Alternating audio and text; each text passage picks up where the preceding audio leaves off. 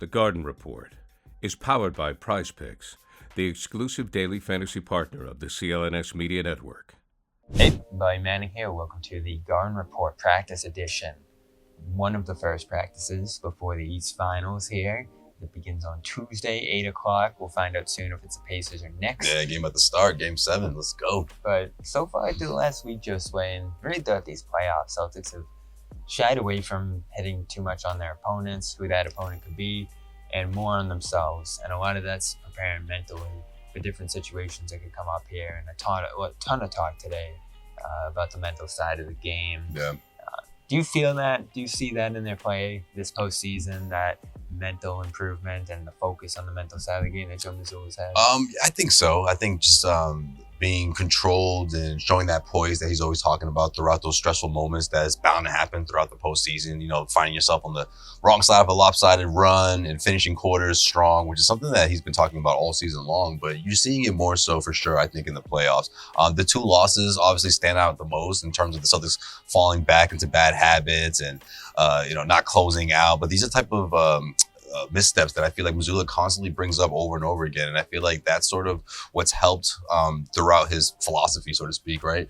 Sticking to these guidelines and sticking to these kind of approaches to games. And even in between series, you can tell the way these guys are talking about watching other games throughout the NBA, not just pinpointing their opponent or their potential opponents, but just overall seeing how teams go through these stressful moments, how they close out games, which I think is really important when we talk about how the Celtics, it's rare that they find themselves in those close games, right? I mean, the last time it happened, or the one time it happened throughout the postseason, there was a significant gap, between the end of April and what happened in game April 2. 5th. April 5th, in contrast to what happened in game 2 of a playoff series. I mean, that's a significant gap. So I feel like the Celtics are doing what they're supposed to and just trying to prepare mentally for those type of situations and just seeing how other teams handle it as well. Yeah, that's a good point because they haven't been in those situations, so they have to pull from other teams. Yeah. Here's Payton Pritchard talking about how the mental side of the game has manifested itself throughout the playoffs here.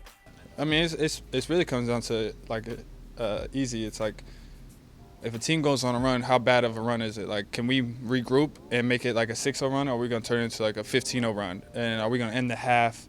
I mean, it was kind of like I watched the game last night, the Thunder, Dallas. Dallas ended up winning, but end of the half, OKC went on a big run, right? But for us, it's like mentally being able to regroup and like not let them go on a 10-0 run to end the half, to end the quarter, which those are big momentum runs. So it's just like those little things like that.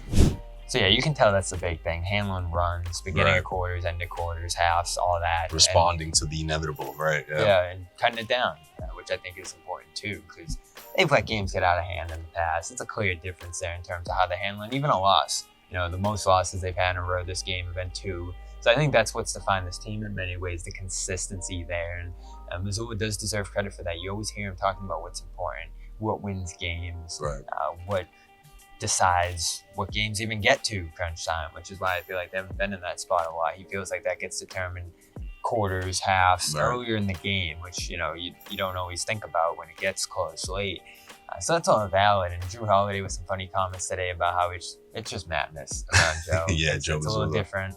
I called him a little, if you know Joe, he's crazy. And I think the whole team kind of feels that way, and they're just like, we roll with it, and there's benefits to that, and his hyper focus on the details and whatever it is that makes him crazy is something that I think has benefited the team this year. Yeah, and to hear Drew Holiday, double down on that, I thought was funny, and also say like, hey, I like it. I like the controlled madness, as he put it, out of Joe Mazzulla, and I think a lot of those guys would say the same if you asked them.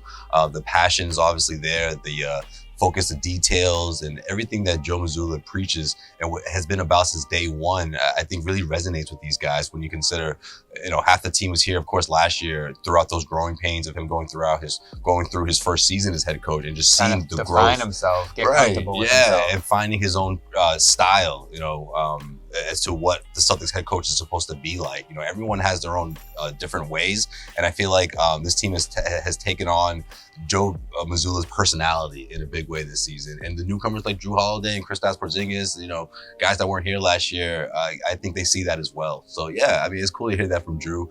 And I'm sure this rest as well, for these guys, health-wise is beneficial between now and the start of Game 1 on Tuesday. Yeah, Game 1 will not feature Kristaps Porzingis. Yeah, He's that's been true. ruled out, according to Woj, for Games 1 and 2. There's hope later in the series that he can make an appearance here.